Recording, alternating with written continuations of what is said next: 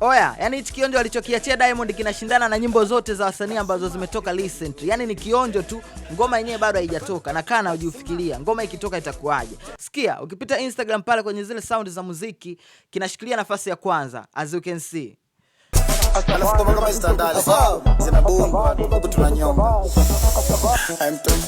Again pia ukipita pale TikTok kwenye zile sound za muziki ambazo watu wamefanya challenge recently ndani ya hii wiki yote. Sasa tunafahamu msanii Diamond Platinum aliachia video yake kama siku 2 zilizopita, lakini tayari video watu ambao wamefanya challenge ni zaidi ya 8,000 kama unavyoona hii sound na inashika nafasi ya kwanza pia. Alafu ngoma kama hizi tandale zinabundu watu huku tunanyonga.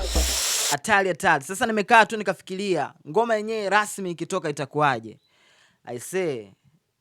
I say kuna huu ni mtego huu.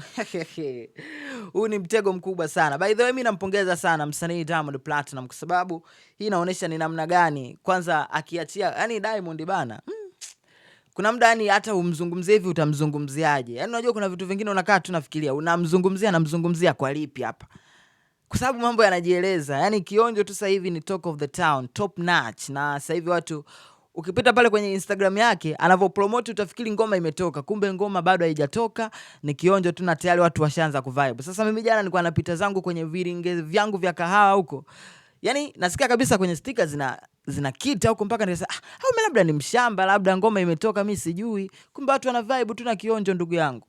Hatari unaambiwa. By the way ni ngoma kali ya kubang. Sasa tunafahamu msanii Diamond Platinum mpaka sasa hivi kuna ngoma kama takriban 2-3 ambazo amezitizi lakini bado hazijatoka. Sijui itakuaje jamani. Acha watu waendelee kuenjoy kwa sababu yeye mwenyewe anasema kwamba ngoma kama hizi tandale zinafanyajwe. Hebu utamalizia kwenye comment hapo. Ngoma kama hizi tandale zinafanyajwe? Mimi naitwa Bounce.